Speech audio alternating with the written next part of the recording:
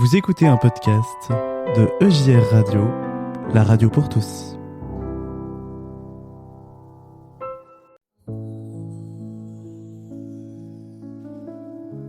Et si je vous contais les 7 derniers jours de Jésus? Le piège. Jésus passe la nuit à Béthanie, où habitent Marthe, Marie et leur frère Lazare. Chaque jour, il retourne à Jérusalem.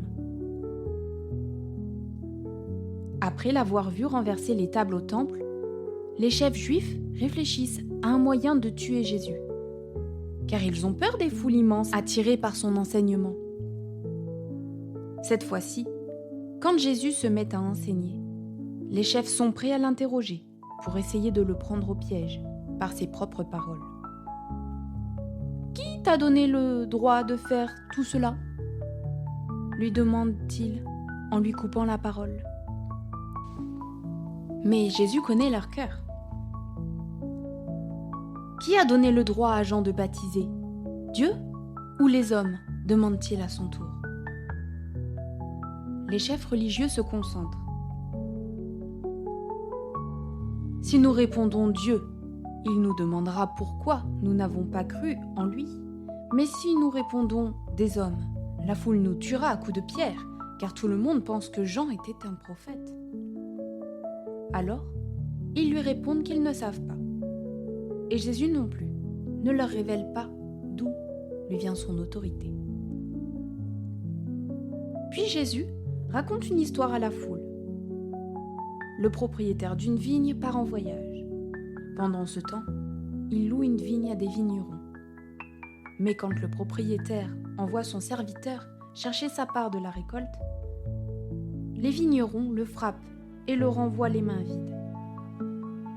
Le propriétaire envoie un deuxième serviteur, puis un troisième. À chaque fois, les méchants vignerons agissent de même. En réalité, cette histoire parle d'Israël.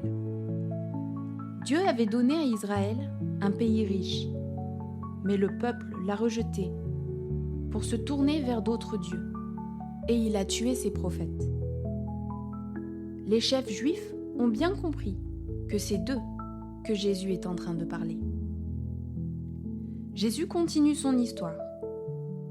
Le propriétaire décide d'envoyer son propre fils dans les vignes. Les vignerons l'écouteront sûrement. Mais non, les vignerons tuent le fils du propriétaire.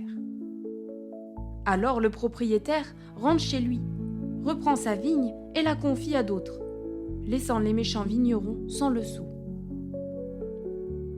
Les chefs religieux savent que Jésus parle d'eux, et en entendant que le propriétaire, c'est-à-dire Dieu, donnera la vigne à d'autres, ils entrent dans une grande colère. Ils ne comprennent pas que le projet de Dieu concerne aussi tous les peuples, et même les non-juifs, que les chefs religieux méprisent.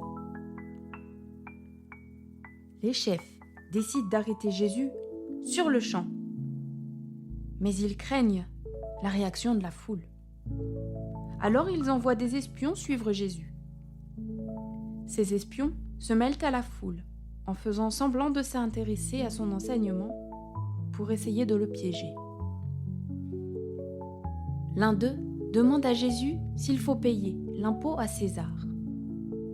C'est un piège, car les Romains croient que l'empereur est Dieu.